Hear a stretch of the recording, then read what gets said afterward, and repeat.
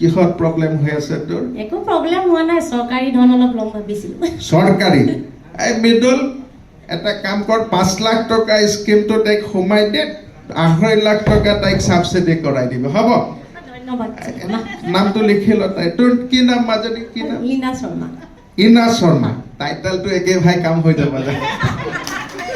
ঠিক আছে, মই আৰু এটা এনাউন্স কৰোঁ। আজিকালি কি কৰে আমাৰ ডক্টৰ বেদব্ৰত চৌধুৰীয়ে কি কৰি আছে, লাহে লাহে অলপ নেতা লোক এটা লৈ আছে।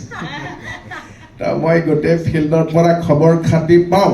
গতিকে এই ধৰণে আপুনি সেৱাটো আগবঢ়াই লৈ যাওক। মই এনেই ঘৰত ইয়াক তুমি কওঁ, ইয়াতে আপুনি বুলি কৈ আছো। আপুনি সেৱাটো আগবঢ়াই লৈ যাওক আৰু সহধৰ্মণীয় যথেষ্ট তেওঁক, হয়নে নহয় কথাটো ভাই? খোলাখুলিকৈ কৈ দিয়ক না ভাই। যথেষ্ট ছাপোৰ্ট কৰে। এনেকুৱা এগৰাকী পত্নী সকলোকে লাগে। এটা হাত চাপৰি দি দিয়ক ভাই ডাঙৰকে।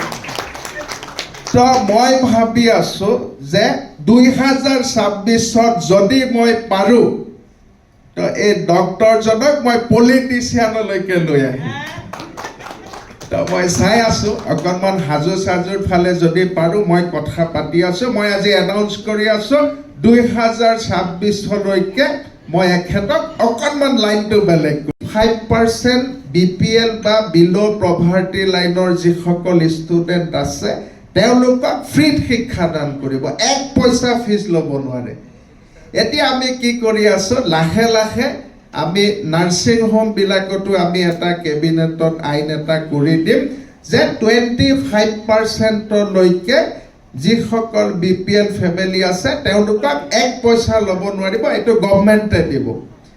কিন্তু মই আজি ঘোষণা কৰিব পাই সুখী হৈ আছো যে বেদহঁতৰ যি গেট হস্পিটাল আছে, গেট হস্পিটালত অলৰেডি 25% মানুহক বছৰত ফ্ৰী ট্ৰিটমেণ্ট কৰাই আছে।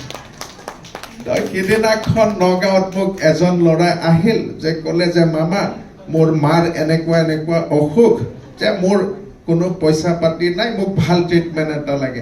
মই লগে লগে বেদক ফোন মাৰিছো যে বেদ, এটা পেচেণ্ট গৈ আছে, তই অকণমান চাই দিবি, তুমি অকণমান চাই দিবা। বেদই কৈছে হ'ব মই কৰাই দিম। এই মানুহজনক 1 পইচা নোলোৱাকৈ 1 মাহ ট্ৰিটমেণ্ট কৰিছে গেট হস্পিটেলে। তাৰ কাৰণে ডাঙৰ হাত চাপৰি ল'ব লাগে। এই যি মানুহৰ মানসিকতা যে আমি ডক্টৰসকল কি ধৰণৰ হ'ব লাগে, যে আমি ৰাইজক কেনেকৈ সেৱা কৰিব পাৰোঁ। এই কথাটো গেট হস্পিটেলৰ লগত আছে আৰু সেইকাৰণে মই প্ৰতিখন হস্পিটেলতে যিমান পাৰোঁ উদ্বোধনটো মই কৰোঁ। আৰু মোক বেদই ক'লে সিদিনা বনানী বেদ গোটেইকেইটা আমি বেডৰুমত বহি আছো, আমাক মোৰ লগত আলোচনা কৰিলে যে আপোনাক আমি এটা গিফ্ট কৰিম, 1 ফেব্ৰুৱাৰীত গেট ৰাজধানীখন ইনাগুৰেট কৰিম। মই বোলো আৰে বাবা বঢ়িয়া কথা। তাৰ কাৰণে এটা সৰু ইভেণ্ট এটা হ'ব, আপুনি অকণমান থাকি দিব লাগে। মই বোলো ভাই মোৰ যিমানেই কাম নাথাকক মই আহি যাম। এইটো কাৰণে আজি ইয়াতে আছো। খুব ভাল হওক, খুব ভাল এটা উদ্দেশ্য আগত ৰাখি আপোনালোক আগবাঢ়ি গৈ থাকক আৰু মই সদায় আপোনালোকৰ লগত আছো। কিবা প্ৰব্লেম পালে ভাই মইতো আছে, একো দিগদাৰ নাই, হ'ব? বাকী ঠিকে চলি আছে। মামা কিবা